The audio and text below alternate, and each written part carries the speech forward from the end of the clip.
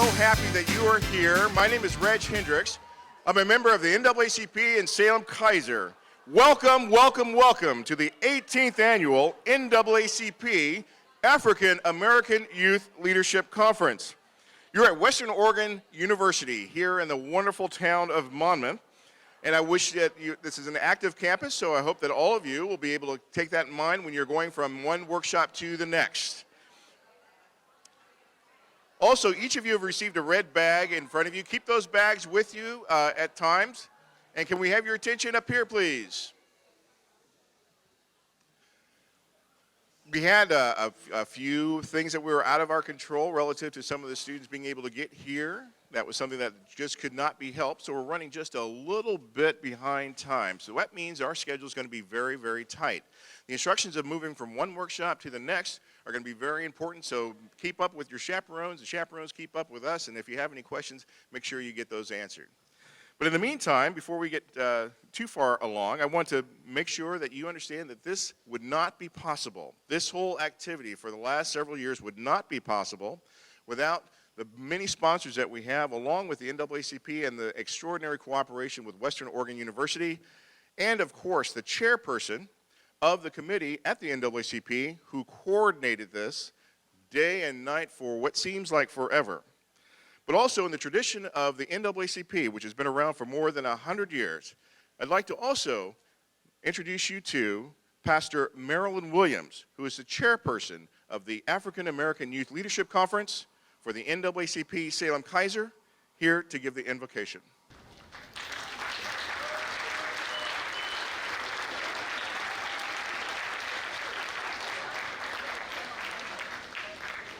Good morning, everyone.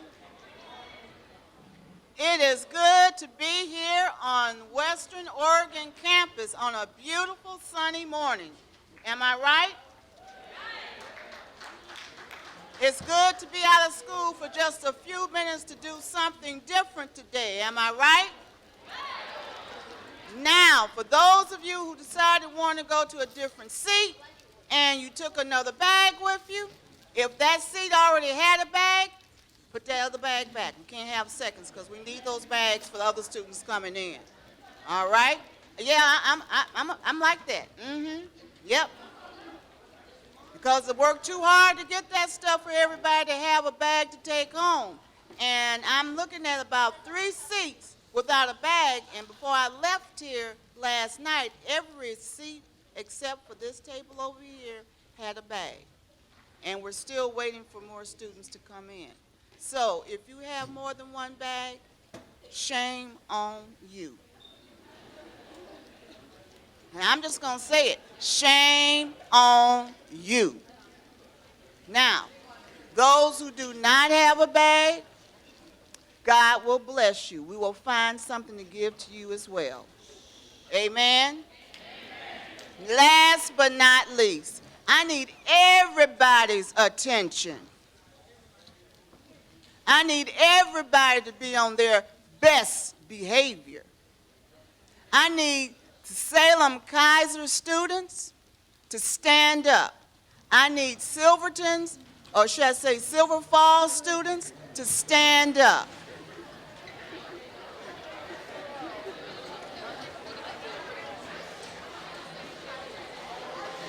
All right, are we standing?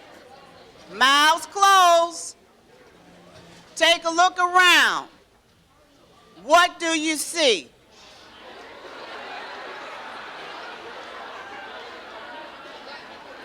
What do you see? All right, mouths closed. You see a room full of beautiful youth, beautiful people. There's not one ugly person in here, because if you was ugly, I wouldn't let you in. All right. Give yourselves a hand clap. Yay.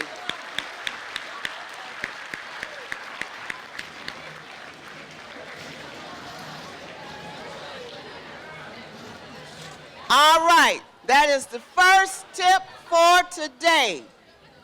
If anybody tries to mean mug you, give you an ugly look or what have you, say, I don't know what your problem is, but baby, I'm looking good today.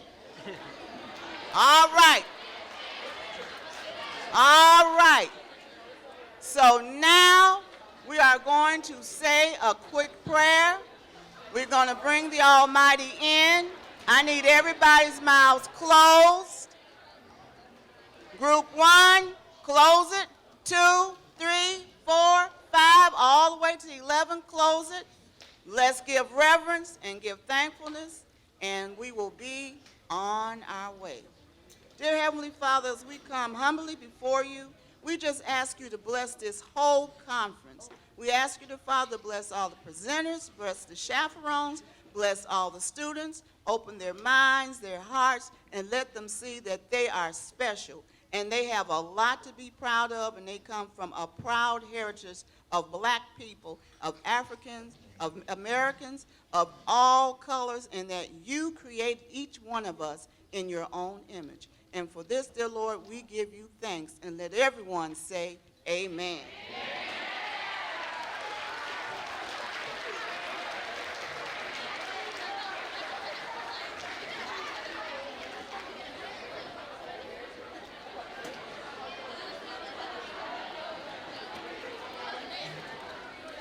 All right, now we're underway officially. I'd like to welcome you, or have you welcome, or have a welcome given to you by the president of Western Oregon University, Rex Fuller.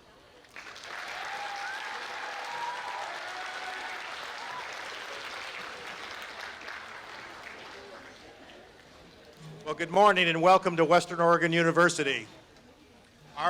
Our mascot is the Wolves, and so I want to start by asking you to help me out. We have teams playing this weekend, and so on 3, I'd like to say, go Wolves, all right? 1, 2, 3, go Wolves! All right. Well, we appreciate you being here. It's a great day to have you on campus. You're in the Pacific Room, which is one of our large gathering spaces.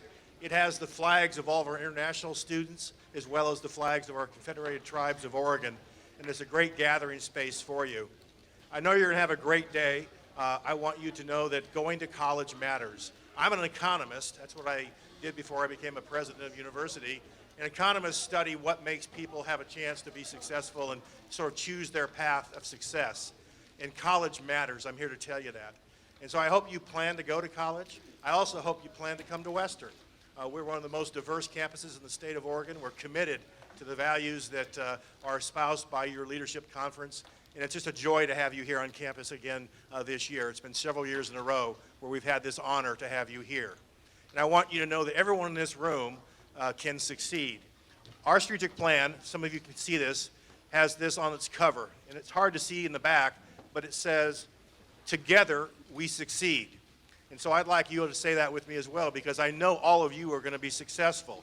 So together we succeed. Ready? 1, 2, 3. Together we succeed. And so have a great day. Again, welcome to Western. I look forward to seeing you throughout the day. It's going to be a beautiful campus day for you, and I look forward to further events. Thank you so much.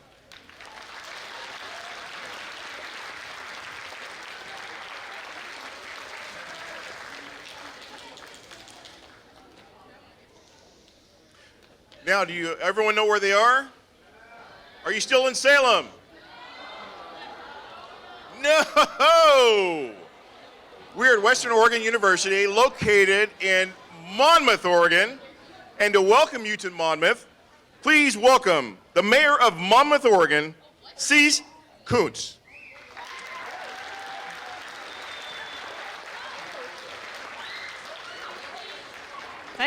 Thanks for bringing the sunshine, and for those of you who had a little longer trip across the river, because it kind of flowed over the road over there in Independence, so thanks for making it this morning. I really appreciate you all taking the time.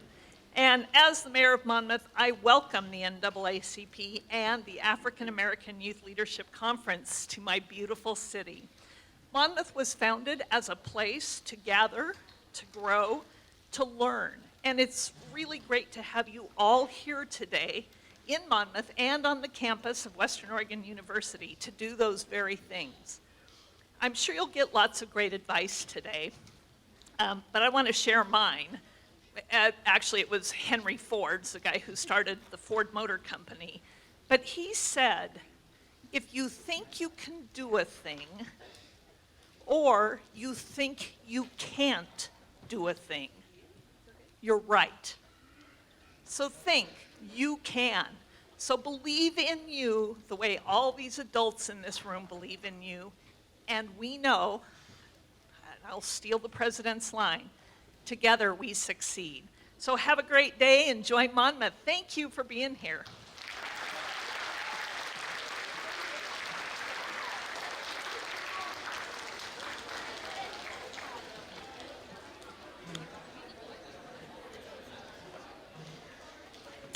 All right, as you can tell, we've got a lot of people that want you to be here. I want you to be here, but before we let you go, we have a few more things to go through.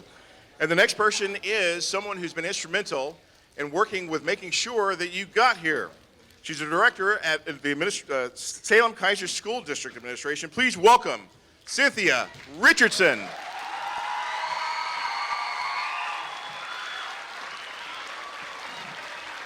Good morning. Good morning. Superintendent Perry could not be here this morning, but I have with me Craig Sproles, Director of Academic Curriculum for Salem-Keizer, Larry Ramirez, Director of High Schools. We just want to welcome you, and we want you to know how important you are to Salem-Keizer Public Schools. You are beautiful. You have gifts. We want to make sure that you continue to come to this day so that you see people who look like you, people who love you, people who want to make sure that you make it across that graduation line into college and on to careers.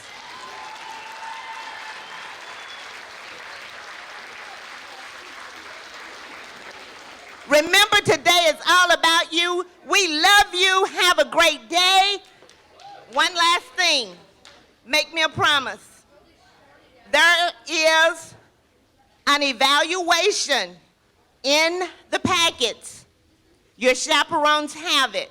Chaperones, I need you to promise me that you will have those completed and returned back to that front desk before we leave today. We need that information to continue to make this conference bigger and better and to find out what the needs are of our African American Black students so that we can continue to work to meet them. Thank you, thank you, thank you.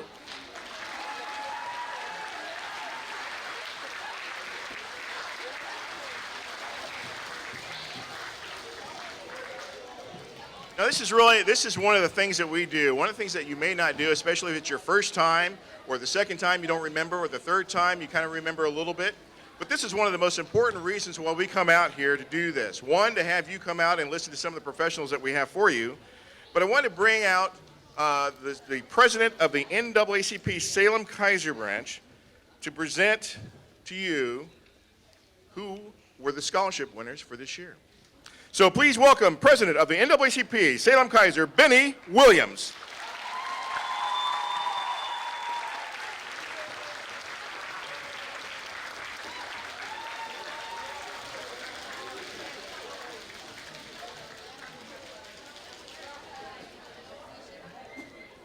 Good morning. Good morning. Welcome to the 18th Annual African American Youth Leadership Conference. Some of you have been to this conference before because this is for middle schoolers through high schoolers. Whether you've been here before or this is your first time here, this is both a learning moment and a teaching moment. I need all of us to understand that this is an opportunity to see with your own eyes professionals who look just like you, which means that every one of you can be successful. Whatever your goals, whatever your thoughts of what it is that you would like to have your life to look like, is possible. In welcoming you all here today, this conference and this branch of the NAACP has been proud over the last 10 plus years to provide scholarships through this conference to youth who are going on to college, in this case, as seniors graduating this year who have made a commitment, have been selected to go off to college, we've been honoring them for the last 10 years by doing what we can to help them understand that locally, in their own neighborhoods, in their own city, that there's people that's interested in their aspirations. All of you all have an opportunity, every one of us here have an opportunity of to become a scholarship winner. But to do so, you've got to be committed to the value and importance of education, okay? So understand that this is a learning and a teaching moment. Not simply from this morning as you end up, as you very shortly will have a keynote speaker, but in the work sessions themselves. Though you're not in your classroom, you are going to be in a classroom. Each and every one of you will be in classrooms over the next several hours, and it's going to be important to understand that these classrooms and these particular work sessions is about enabling you to see and understand and value the importance of education and of yourselves. Of yourselves. So let me take this time and take this moment. I'm going to recognize this year's, the 2019 winners of the NAACP college scholarships. We've got 4 winners, 4 people that's been selected to win the scholarship from the NAACP branch, and then 2 others are going to get both an award from the branch, and they've also been awarded scholarships here at Western Oregon University.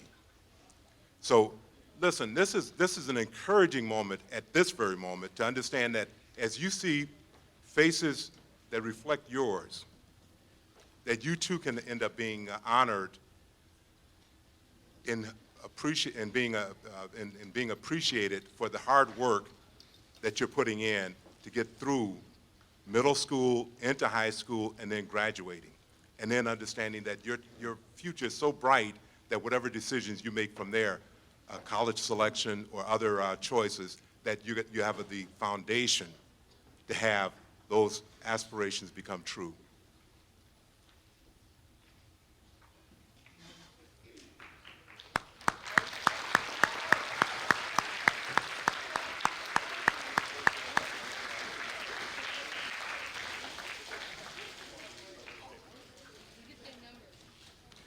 Thank you, Benny. For those of you who are out here, this is an opportunity that happened this year. It happens as often as we can make it happen as far as the scholarships are awarded. I'd like to take this time, too, to introduce those who would be presenting the scholarships. You've already met Benny Williams, the president of the NAACP. I'd also like to have Larry Ramirez, who is the director of high schools for the Salem-Keizer School District, and have Rex Fuller and Cease Kuntz, who you met, who are the president of Western Oregon University and the mayor of Monmouth, Oregon. Please join me on stage here.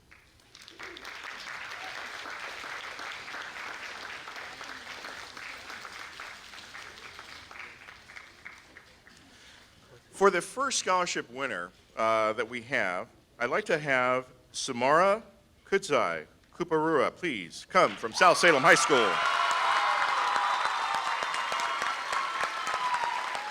Samara, one of our scholarship winners, has been accepted to Boston College.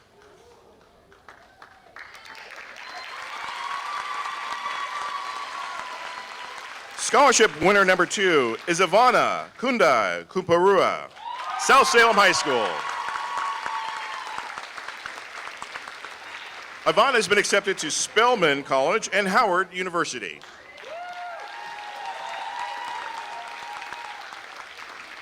Hannah Caldwell, McKay High School.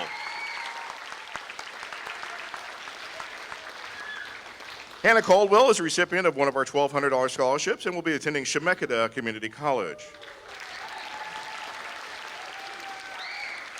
Sudha Basu, Sprague High School. Sudha has been accepted to McAllister College. and has received one of our $1,200 scholarships. I want all of you to recognize for these two that are coming up next. This is an opportunity that all of you have access to compete for. Please keep that in mind for your academic careers. That is a tip from me to you. But one of the things I want to make sure of is that you understand the absolute dedication and hard work it went into trying to select those that have come to us and competed for these scholarships. These aren't just given away, they're competitive.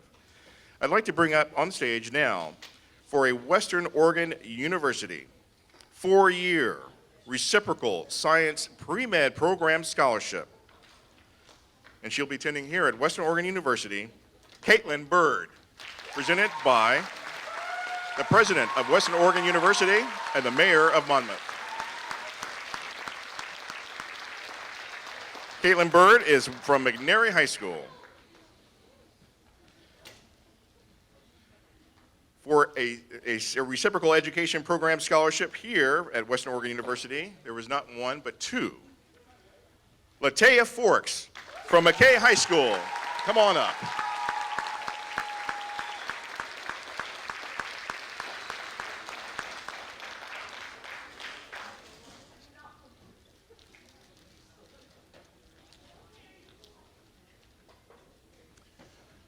On behalf of the NAACP, Salem. Oh yeah, wait, I'm in the way.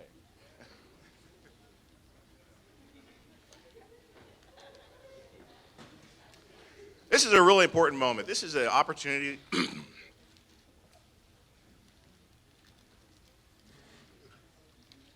These students here are getting ready to go off to university.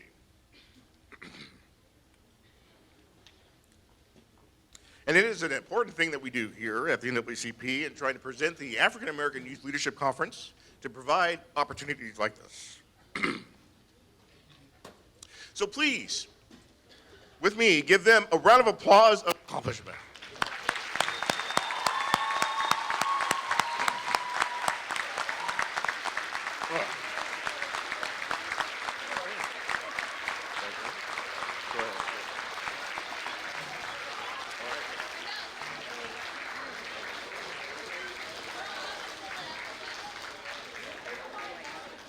All right, we're almost there. Let's get going again.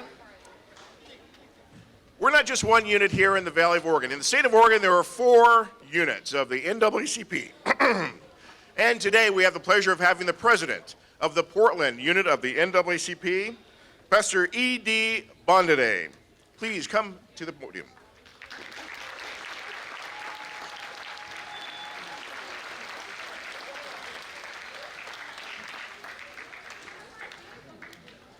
In 1900,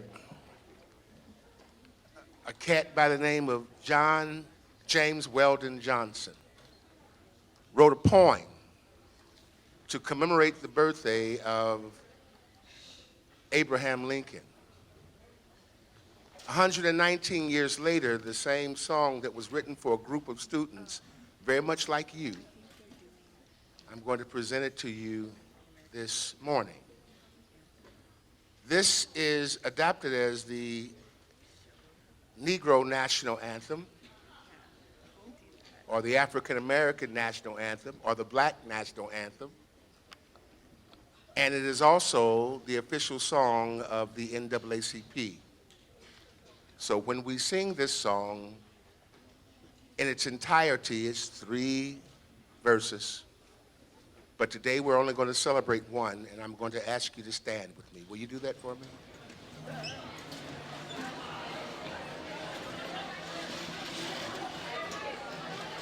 There you go. Yeah. And if you look in your programs, you see the words to this song. Or it's on the board right there. Like you can really see that. Are you ready? Listen. Lift every voice and sing till earth and heaven reach, rings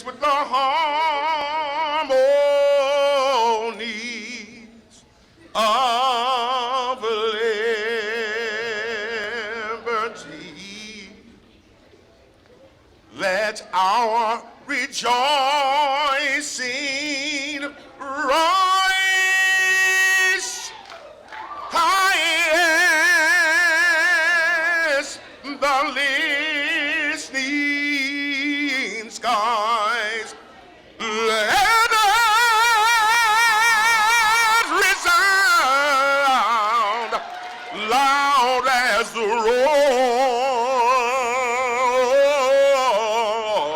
roaring sea. Sing a song full of a faith that the dawn past has taught us. Sing a song full of the hope that the present has brought us. Facing the rising sun of our new day begun. Now this is your chore from today on. Let us march on. Come on. Let us march on. Let us march on till victory is won.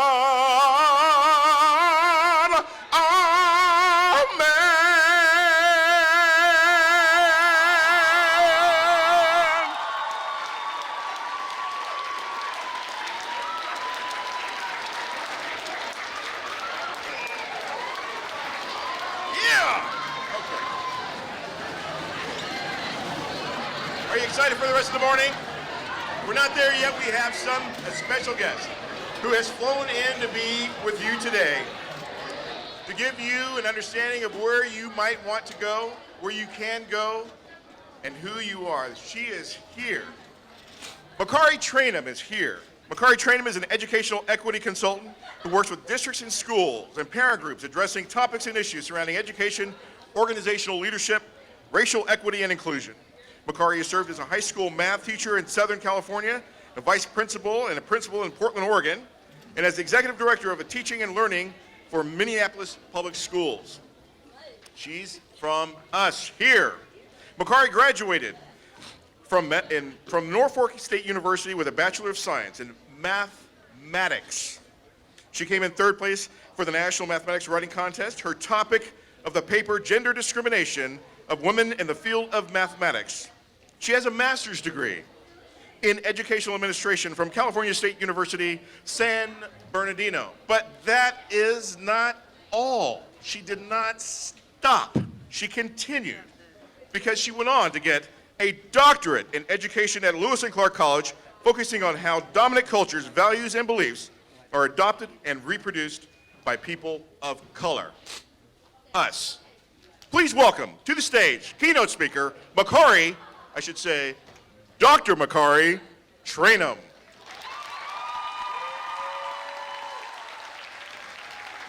All right, good morning. Good morning. You can't hear beats like that and be this silent. Good morning. All right. Listen, the music alone gets me worked up.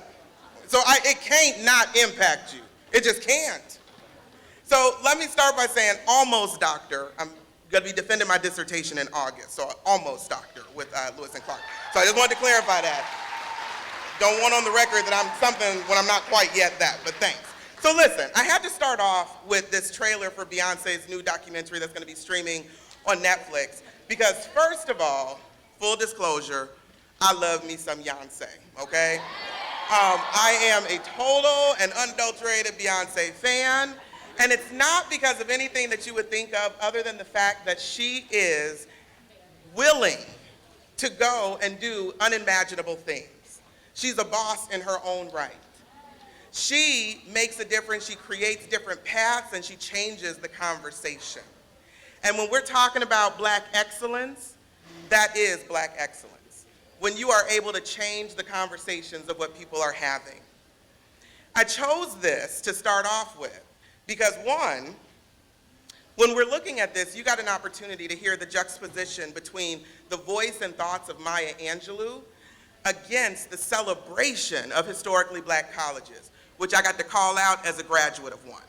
So when I heard the beats, when I'm seeing her perform, when I'm seeing this celebration of the black experience, I couldn't help but say, I'm coming into a space of young African-American young people. And I have to be able to say, this is part of who we are. This is a part of the excellence that we have created. And so why not start there?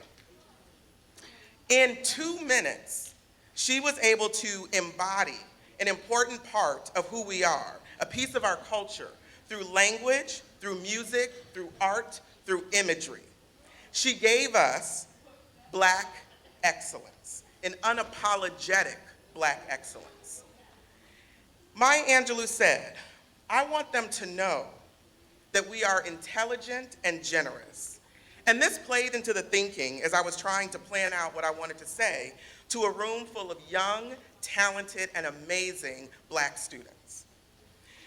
Being here to speak today is an amazing opportunity for me, and I'm absolutely humbled by having this experience. And my hope is that you're going to be inspired today to head out into this world being unapologetic in your black excellence. So let me tell you how I got here to this idea of being unapologetically black. I was at home, and I had the opportunity to have two daughters, 14 and 10, and they had went to the mall with my husband, and so I was at home by myself, a rare occasion. And so I was very excited about this opportunity to watch television uninterrupted. And so I'm flipping through the channels, and I come across the NAACP, the 50th Annual NAACP Image Awards. And I thought, okay, let me sit here, let me watch this. I haven't seen it, I haven't looked at it, so I'm gonna watch. And all it took was just a couple of minutes before what I was reminded of was our excellence, our perseverance, and our ability to overcome and triumph in all circumstances. That when we are told no, when obstacles are put into our path, when no one believes that we are able or capable, we move mountains and we change the atmosphere. Our excellence is built from resistance, defiance, and a love of self that cannot be denied.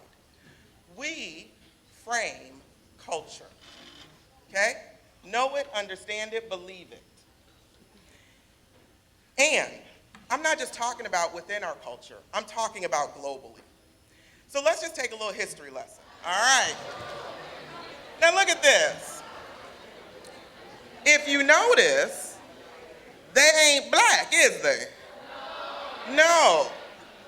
But man, if that ain't our culture sitting right there, right? From dress to behaviors, right? All of it, you're looking at black culture in your face. This is the South Korean rapper DPR Live and a few other folks. So this is Jung, it's E-U-N-G, and it means yes. The beat is fresh, take nothing from it, right? Beat is hot. At the same time, you can absolutely see our influence. Make no mistake, we have influence. And we're not going to talk about the word appropriation today because that's another different conversation. But I want you to look at this in the terms of the influence that we have. Our reach is global. We impact when it comes to movies, media, advertising, sports, even politics. Our music, the way of being, is emulated and reproduced. Our excellence can't be denied. But here's the thing. When you lack context of what makes you great, you look elsewhere trying to find something better. Wanting to fit into a space that won't see or accept you as your authentic self. And won't encourage you to be unapologetic in your black excellence. Understanding your history informs your presence. A math teacher, Javon Bradshaw in Moss Point, Mississippi, posted this to her door after she had a conversation with a student that really caused for her to have some level of concern. And what she said, or what she wrote, was, "Dear students, they didn't steal slaves. They stole scientists, doctors, architects, teachers, entrepreneurs, astronomers, fathers, mothers, sons, daughters, and more. They made them slaves. Sincerely, your ancestors. Okay?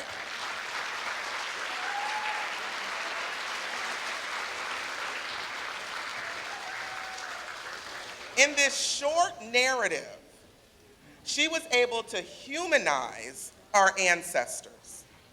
What's missed in our story consistently and persistently is who we were before slavery and who we become since our ancestors' enslavement. This idea that because our ancestors couldn't read or write when they were forced into enslavement erases the language, art, and culture they had prior to being stolen from their land. They may not have been able to read and write in English, but trust they could read, write, create, and invent in their own native tongue. What we fail to realize is we built the wealth and the power of this country through our blood, sweat, and tears. The contributions and strength of our ancestors laid the path for our future. As Maya Angelou says, bringing the gifts that my ancestors gave, I am the dream and the hope of the slave. I rise, I rise, I rise. The resistance, defiance, creativity, and genius of our ancestors flows through our blood.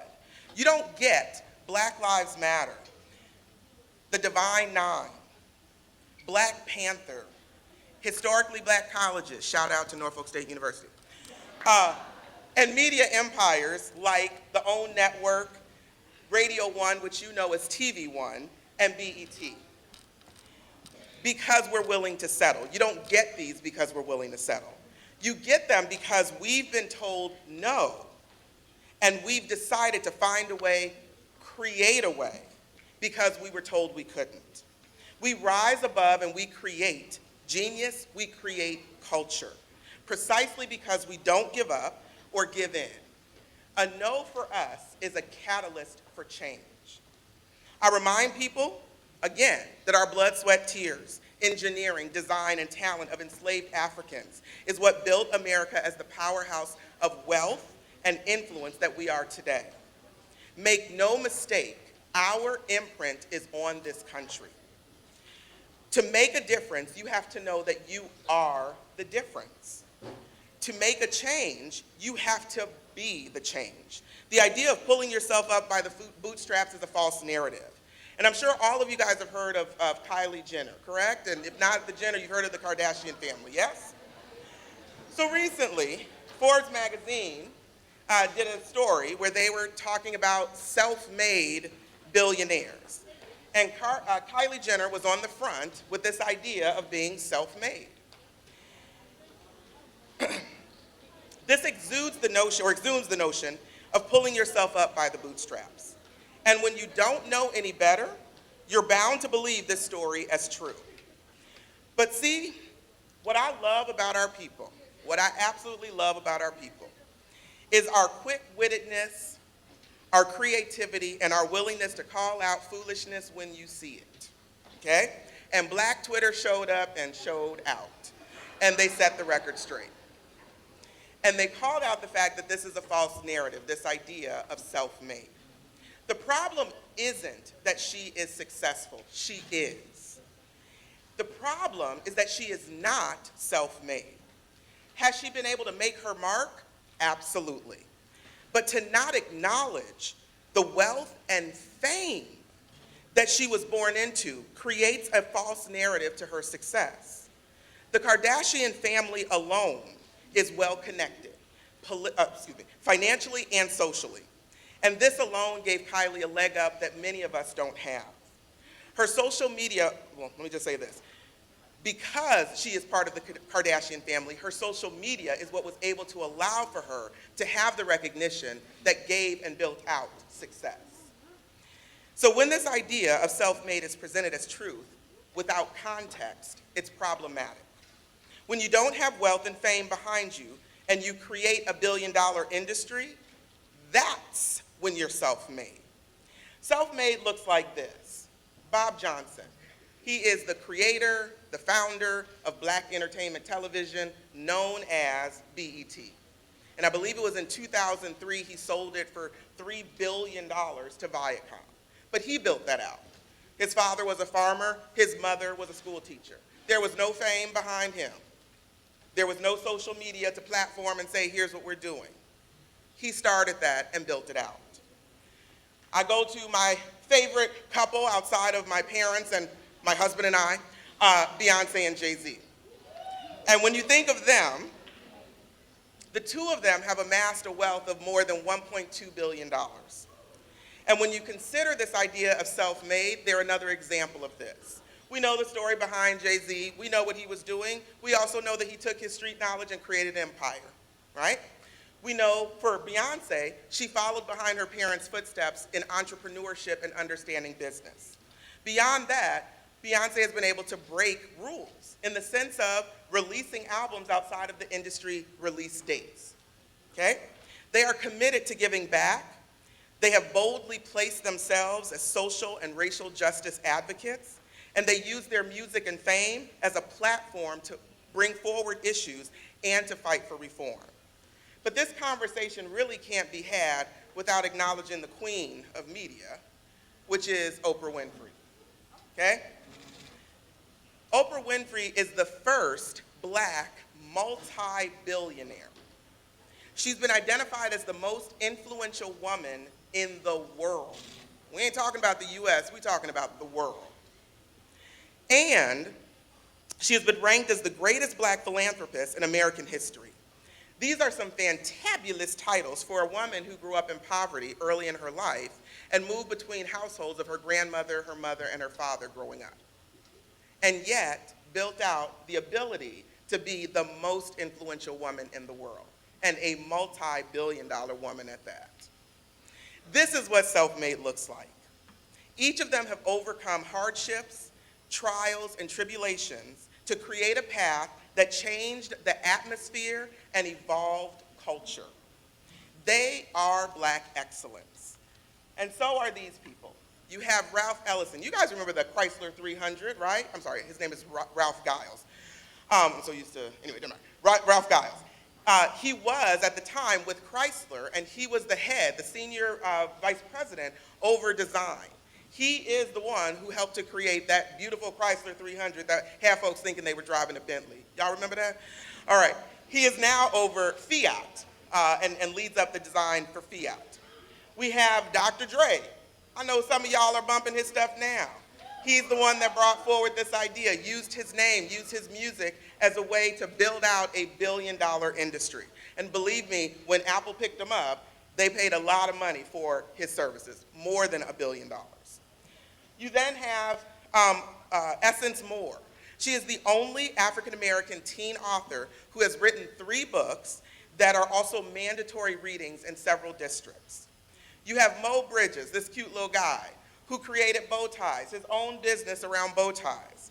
And they are sold in stores across the South and through social media and online. And finally, you have Marsai Martin, right? She has recently become the youngest executive producer in history, based on that movie that just came out, Little. She was the executive producer for that movie. So, are you ready is the question. We started off with hearing and seeing Beyonce and them wrapping it up by saying, we ready, we ready. So are you ready? Are you ready to show up and to show out in your authentic, creative, talented Black excellence? Are you ready to make footprints so that your mark is forever etched into the minds of everybody that you come across? Your time is now.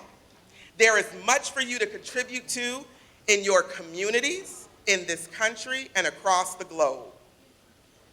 What will be has yet to be imagined, but all of you, every single one of you, it lives in you what will be. Make no mistake, you're ready, okay? You are ready.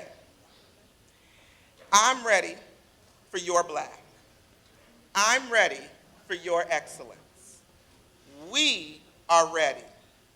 We are ready for your unapologetic black excellence. You guys have a great day today. Thank you for listening.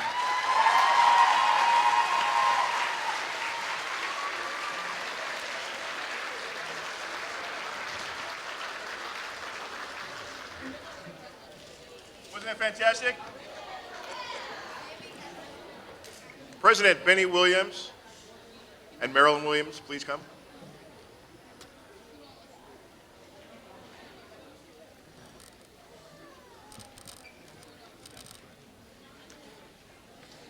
I have the pleasure of presenting a plaque to our keynote speaker.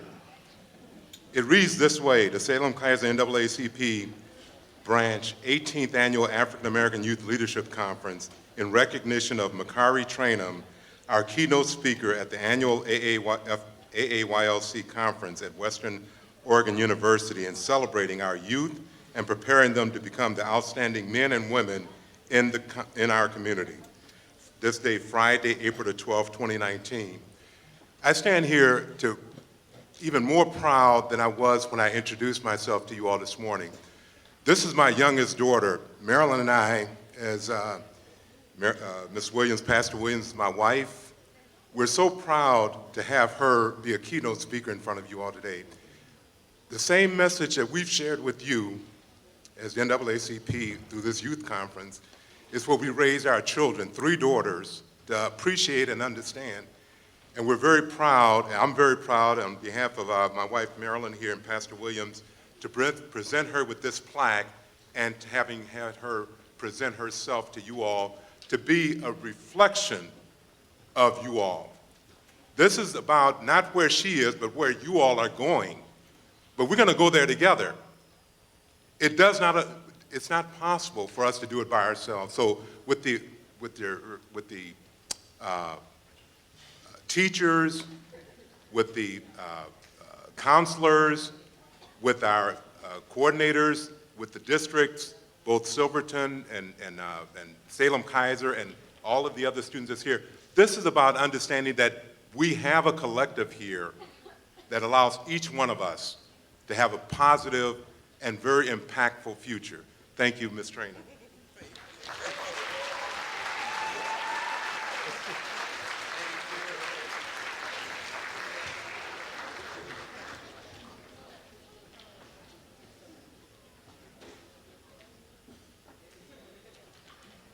Thanks, you guys.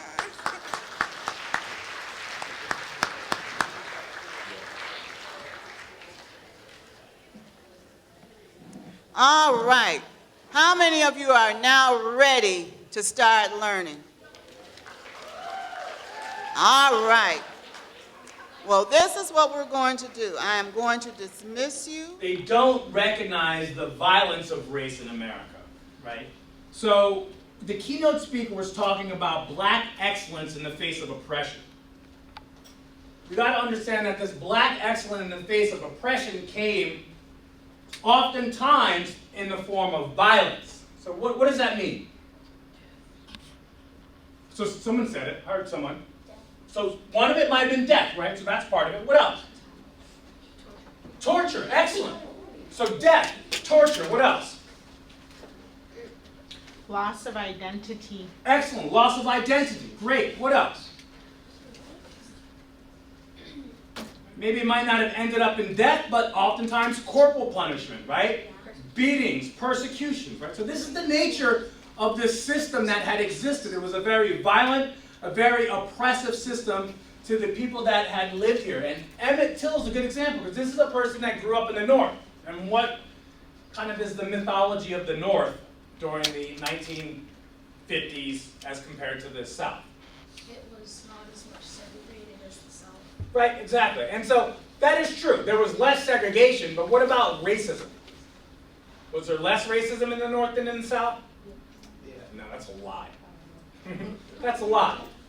Right? Was there less violent racism in the North than the South? Sure. But why was that? Why do you think that was? Where did most black people live up until really the 1920s? No. Most black people live where? The South. So that meant most white people living in the North never what? Encountered black people. Never encountered black people. They never had to have a relationship. They never had to have them as neighbors. They never had to have them in their schools. So that meant they could have what sort of rhetoric? What could they talk about about race? They could talk more what? More accepting, more open, right? Because when you're not presented with race, it's very easy to what? Right? And so I'm gonna pick on, I live in Portland. I'm gonna pick on the white liberal that lives in Portland, right? That's like, I got my Black Lives Matter sign in my front yard, right? How many people do you think the average white person living in Portland that has a Black Lives Matter sign in their front yard has had a black person eat dinner in their home? Very few, right? So it's very easy for them to say Black Lives Matter. But when it comes to them sending their kids to school with black kids, like I'm sure you all know in Salem-Keizer, right? When it comes to white people sending their kids to poorer schools in Salem-Keizer, what do they try to do?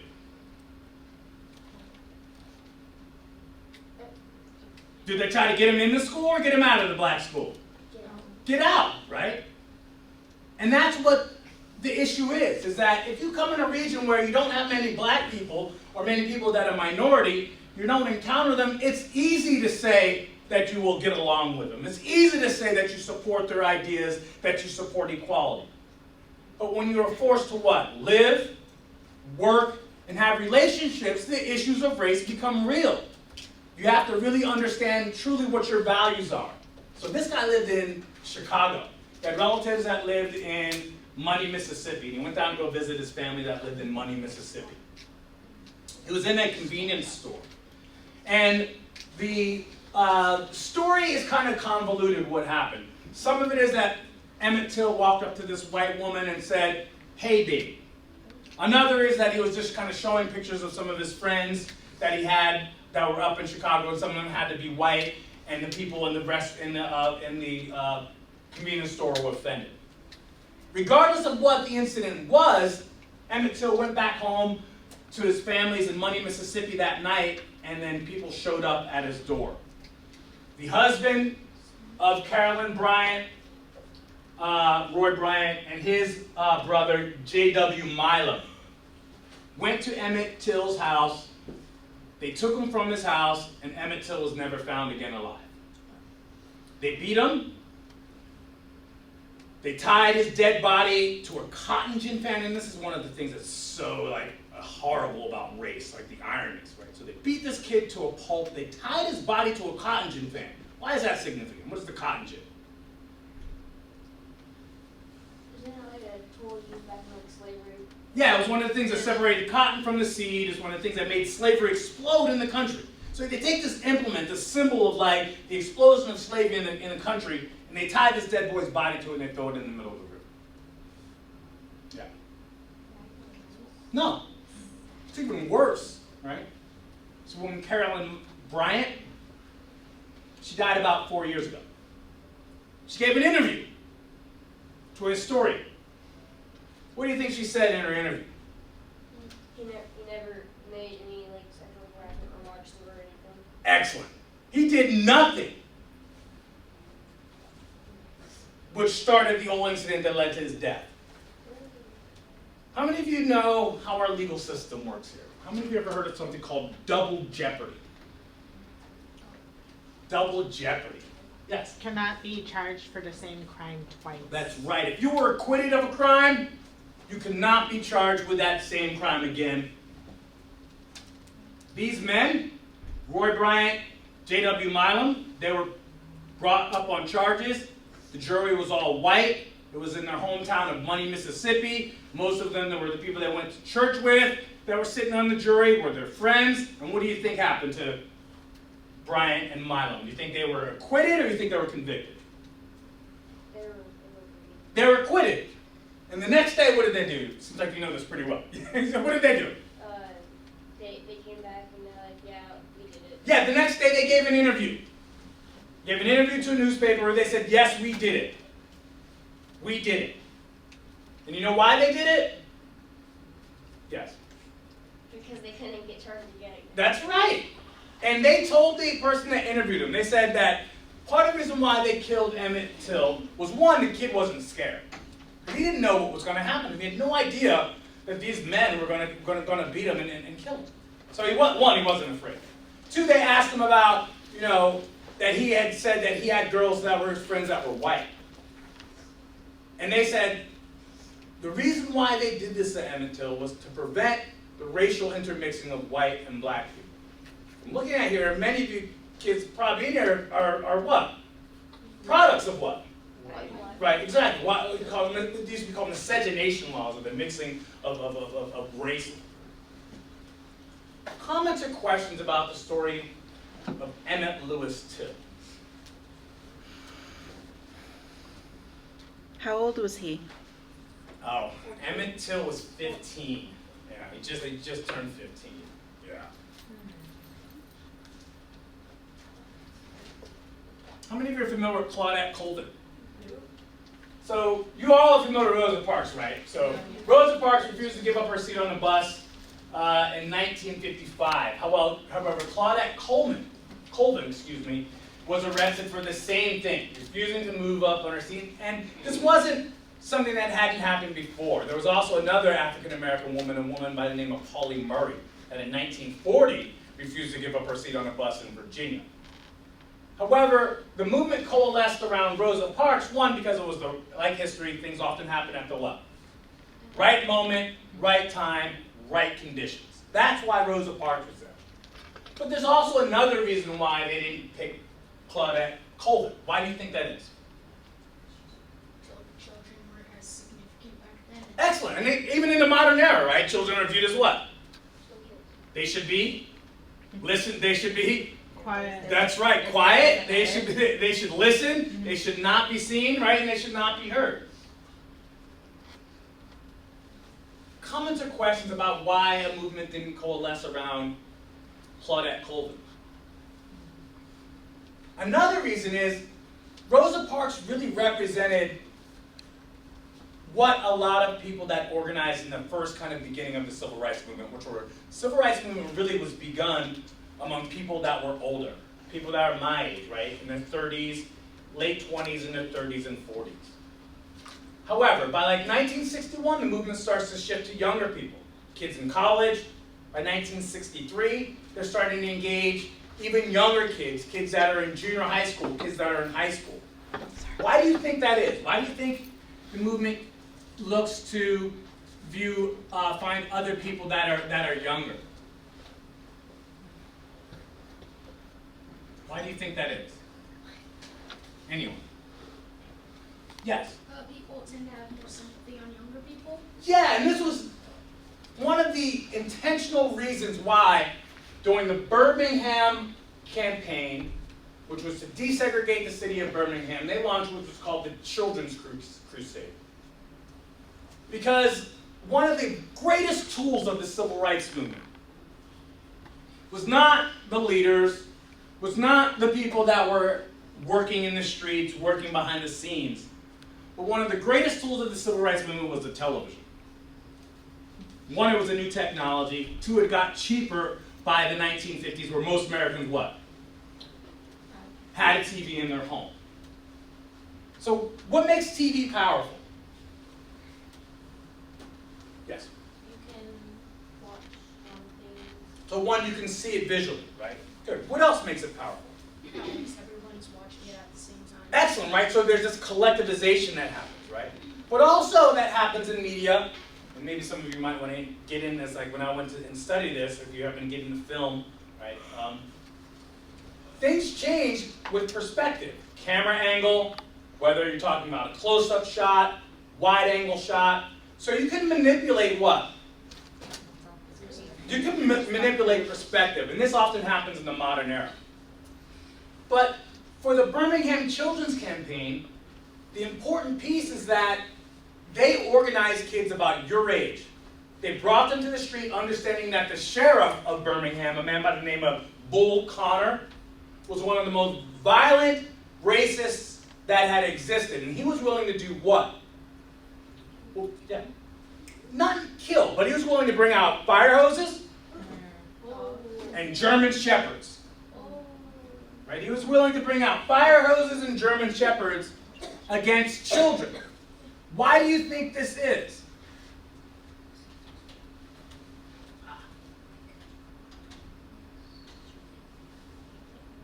Why do you think this is?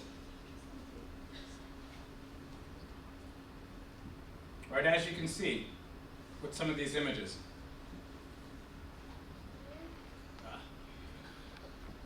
Right, they were willing to blow up fire hoses, willing to stick dogs on people. As you see what this At meant. that moment, it was still acceptable. Exactly. It was still acceptable. And it still is in the modern era, because the idea that people have about minority cultures is that we need something called social control. How many of you have heard of this? Social control. What do you think social control is? It's this belief that we're, black people, Native Americans, Asians, Hispanics, right? Compared to white culture, we're lesser than. We're closer to what? What? Animals? Yeah, just speak up, man. Monkeys and animals. Therefore, we need to be what?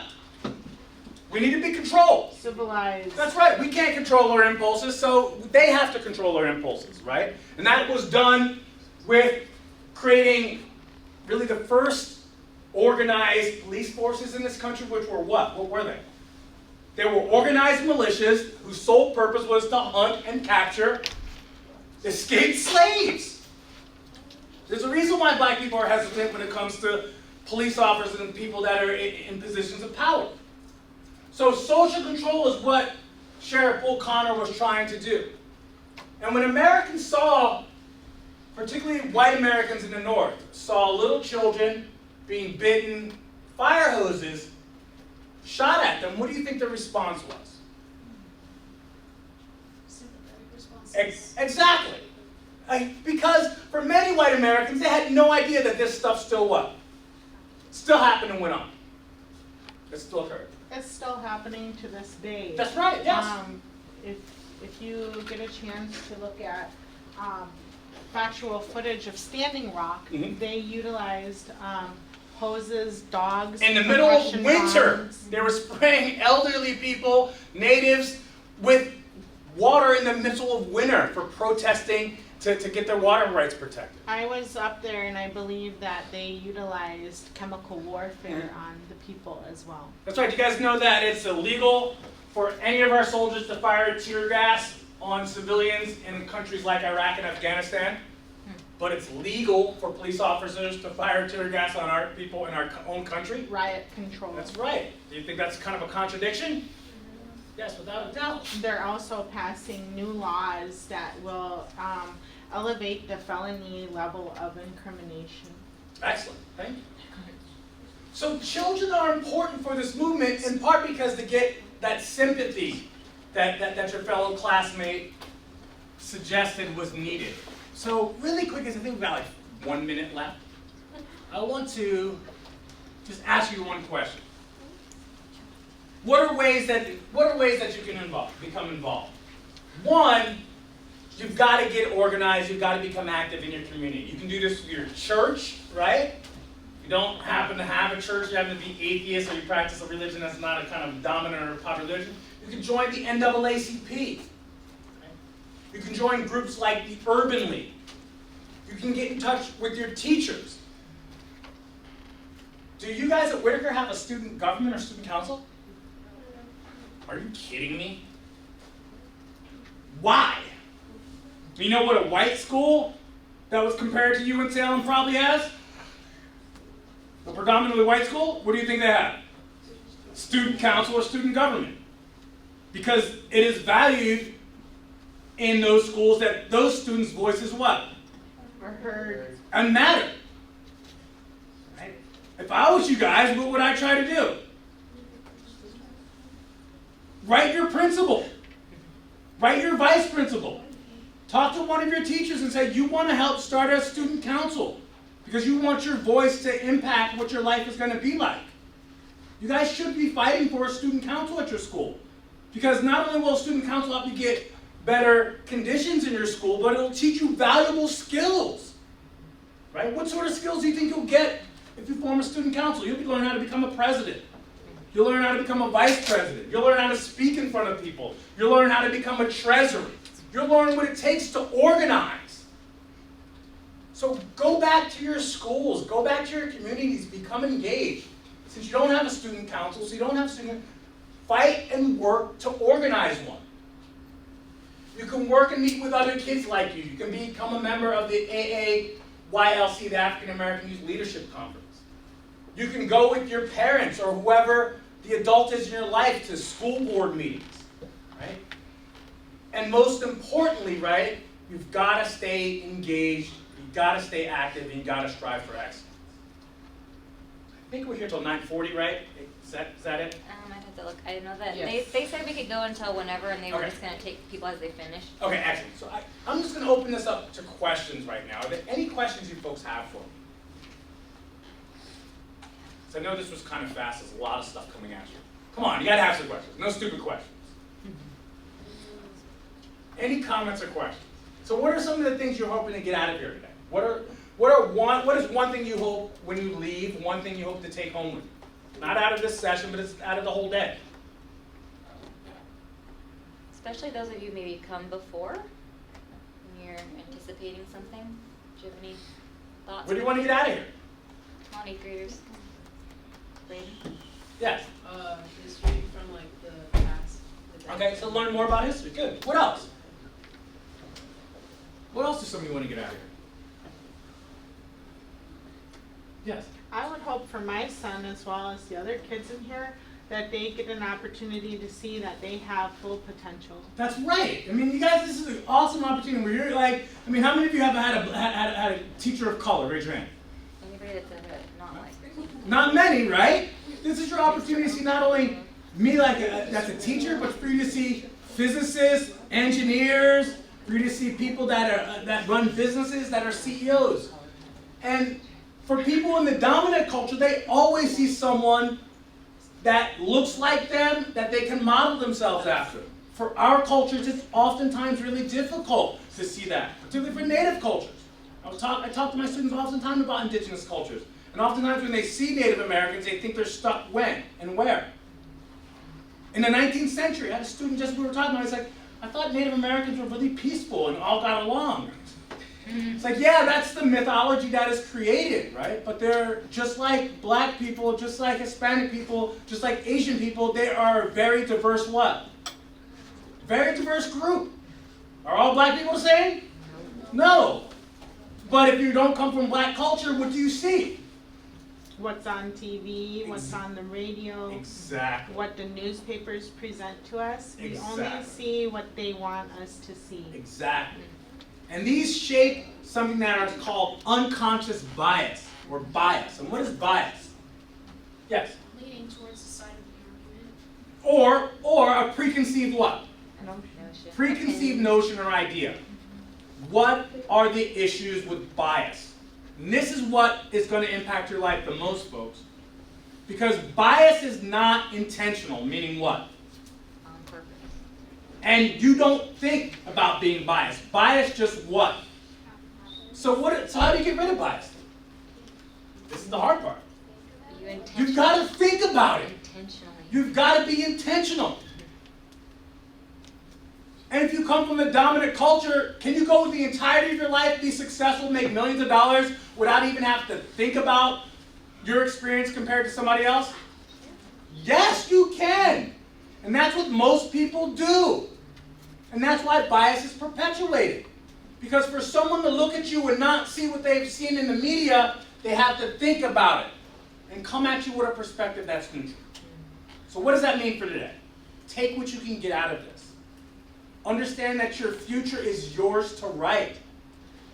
But also understand that we are a diverse group of people. Model yourselves out of the people that you think align with you, your values and your systems. And more importantly, do what you find and what your values and culture think is the right thing. Any comments or questions for me in the last 2 minutes? Comments or questions, folks? Come on. Anything. Be brave. Anything. Yes. You said you you're an instructor, a Yes. professor? Yes, yeah. We call them Temecula. instructor at Temecula. Yeah, they're called instructors. Yeah. I wasn't sure if you had the credentials or not. Yeah, I got a master's piece of degree. paper. Yeah, I got a master's degree. Yes, I got a master's degree in history. Could you explain to the kids what That's like, oh my gosh. Man, for me, school was ridiculously easy. I could do school and be a professional student forever. It was very, very easy, although not many students. But what it takes is work. It takes from that moment you feel like playing your video game or watching your crappy movie. It takes what? It takes for you to say, I'm not going to do that. Right? I am not going to play this video game. I'm not going to watch this TV show. Instead, I'm going to what? Study. Pick up a book and I'm going to study. Right? But it also means this, right? This is another thing I try to hammer home to my students. If you just bury yourself with studying, what's going to happen to you? It's going to manifest in other ways. Yeah. You're going to get stressed. Your health is going to deteriorate. So you've got to find a way in your life to balance what? The things that make us human, right? Which is developing relationships, developing, right, memories, spending time with the people you love, hugging people, loving the people that are tight to you, right? Developing these really deep, relationships that we want, while at the same time accomplishing your dreams. And that's a tough balance, right? But that's an important piece for you to be like a whole person, to be able to deal with the stresses in life. Because if you just focus on trying to be the most successful person and neglect what makes us human, right, it's gonna show up in the way things primarily show up in the United States, which is really bad health is a problem. Heart disease, obesity. That's right. All the other things. Yeah. What got you into wanting to be a history? So I grew up in Princeton, New Jersey. Are you guys familiar with this town? Princeton University. My hometown was founded in 1615. So I grew up 10 minutes away from where George Washington crossed the Delaware. I used to go camping there all the time with my Boy Scouts troop. I grew up 5 minutes away from where the Battle of Princeton happened, one of the pivotal battles in the Revolutionary War. I went to the #1 public high school in the state when I graduated in 1990. It was top 5 public high schools in the nation. Most of the people I went to school with went to Harvard, Princeton, Yale, or an elite liberal arts college. So I came into this culture where education was at the root of kind of everything. Now, does that mean like I wasn't like you guys? Like, come on, I mean, I was a punk little kid, right? I put tacks on girls' desks when I was in junior high school. I used to throw spitballs at my substitute teachers. I got my mouth washed out in 4th grade for cussing out my 4th grade teacher, Mr. Ishibashi. He called my mom first, and she was like, yeah, wash his mouth out with soap. Then I went home and got my butt beat by my dad. I got suspended from 8th grade for drinking on the bus on the way to a lacrosse game, me and 4 other people, 1 beer and 4 other people. But in spite of all that, what? Right? In spite of all that, in spite of these things that might have been barriers to my life, I still believed in what? Myself. And I believed that I could define who I was. Right? None of those things, all those things that I did, they don't define me. That didn't define me. That helped me to understand that I need to change behaviors in my life. I need to do things differently. So wherever you are in your life, don't let other people define you. Don't let mistakes that you make in your life define you, because those aren't the end. Those are opportunities for you to grow. Does that help? Yeah, excellent. All right, y'all, do good things. Thank you. Yes, Thank take you care. guys. Thank you.